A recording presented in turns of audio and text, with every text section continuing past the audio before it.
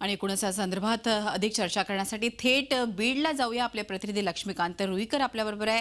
लक्ष्मीकांत, आपण बघतोय की ज्या तऱ्हेनं तिथे एकूणच निवडणुकीचा रंग बघायला मिळतोय, मुंडे विरुद्ध मुंडे असा वाद आहे, सगळ्यांचंच लक्ष लागलेलं आहे, चुरशीची ही निवडणूक आहे. काय एकूणच पूर्ण बीड जिल्ह्याची परिस्थिती आहे, जरा सविस्तर सांगा.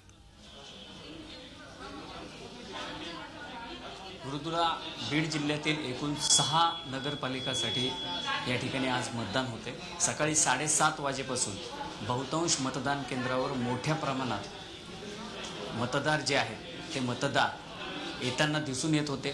विशेष म्हणजे या मतदारांमध्ये महिला मतदारांची संख्या जी आहे ती लक्षणीय अशी आहे.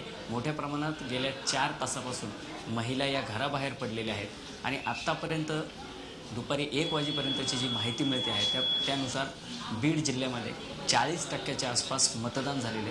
विशेष बाब म्हणजे बीड जिल्ह्यातच नव्हे तर राज्याचं लक्ष ज्या एका टाईट फाईटकडे लागलं होतं ती म्हणजे परळीची भाऊ बहिणींची फाईट आहे आणि या भाऊ बहिणींच्या फाईटकडे संपूर्ण राज्याचं लक्ष लागले. अगदी शेवटच्या क्षणापर्यंत म्हणजे काल रात्री 10 वाजता जेव्हा प्रचार संपला त्या 10 वाजेपर्यंत पंकजा मुंडे, प्रीतम मुंडे या लोकांच्या डोर टू डोर फिरत होत्या आणि धनंजय मुंडे यांनी राज्याचा प्रचाराची धुरा सांभाळत राज्यभर दिवसभर ते पूर्ण राज्यात प्रचार करायचे आणि शेवटी संध्याकाळी ते प्रचाराचा शेवट हा परळीत करायचे.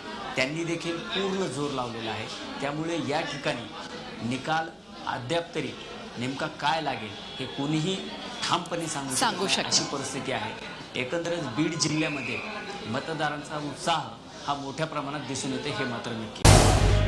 झी 24 तास रहा एक पाऊल पुढे.